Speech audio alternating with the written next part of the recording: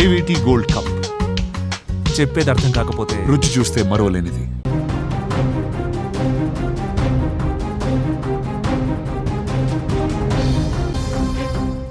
తెలంగాణలో నేటి అర్ధరాత్రి నుంచి రవాణా రంగం పూర్తిగా స్తంభించిపోబోతోంది.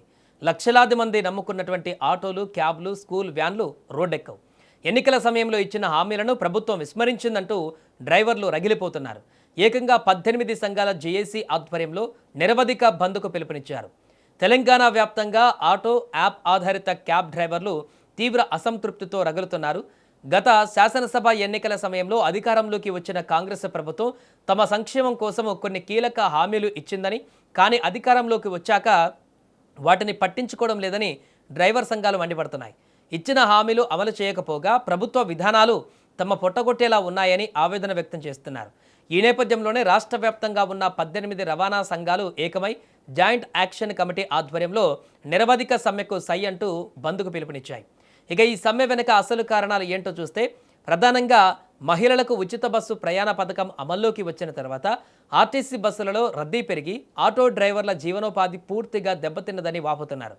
మరోవైపు పెట్రోల్, డీజిల్, గ్యాస్ ధరలు విపరీతంగా పెరిగిపోవడంతో బండి నడపడమే గగనంగా మారిందని ఆవేదన వ్యక్తం చేస్తున్నారు. ఇటు ప్రభుత్వ అనాలోచిత నిర్ణయాల వల్ల గత 3 ఏళ్లలో సుమారు 200 మంది ఆటో డ్రైవర్లు ఆర్థిక ఇబ్బందులతో ఆత్మహత్య చేసుకున్నారని జేఏసీ నాయకులు ఆరోపించడం తీవ్ర కలకలం రేపుతోంది. ఈ బంద్ ద్వారా ప్రభుత్వం ముందు జేఏసీ నాయకులు ప్రధానంగా కొన్ని డిమాండ్లను ఉంచారు. అవేంటంటే, ఆటో మరియు ప్రైవేటు రవాణా కార్మికుల సంక్షేమం కోసం వెంటనే అధికారికంగా సంక్షేమ బోర్డు ఏర్పాటు చేయాలి. ఆటో డ్రైవర్లకు ఎన్నికలలో ఇచ్చిన హామీ ప్రకారం ఏటా 12,000 ఆర్థిక సహాయాన్ని అందించాలి. పెరిగిన ఇంధన ధరలకు అనుగుణంగా ఆటో, క్యాబ్ కనీస మీటర్ ఛార్జీలను పెంచాలి. మార్కెట్లో నడుస్తున్న Ola, Uber, Rapido, bike taxi సేవలను పూర్తిగా నిషేధించాలి. ప్రభుత్వమే సొంతంగా ఒక యాప్ను తీసుకురావాలి. ఆర్టీసీలో ఈవీ ఆటోలను ప్రవేశపెట్టే ప్రతిపాదనను ప్రభుత్వం వెంటనే ఉపసంహరించుకోవాలని అంటూ కొన్ని డిమాండ్లను ప్రభుత్వం ముందు పెట్టి సమ్మెకు దిగారు.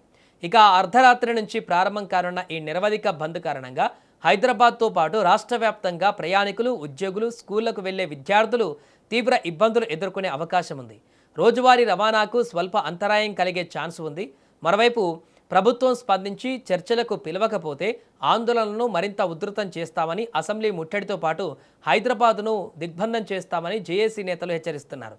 లక్షలాది మంది డ్రైవర్ల పొట్టకూటి సమస్యగా మారిన ఈ బంద్ అంశంపై ప్రభుత్వం ఎలాంటి నిర్ణయం తీసుకుంటుంది? చర్చలు సఫలమవుతాయా? వేచి చూడాలి. ఆటో డ్రైవర్, క్యాబ్ బంద్ పైన, అంటే ఈ ఆటో క్యాబ్ బంద్ పైన మీ అభిప్రాయం ఏంటో కూడా కామెంట్లో తెలపండి.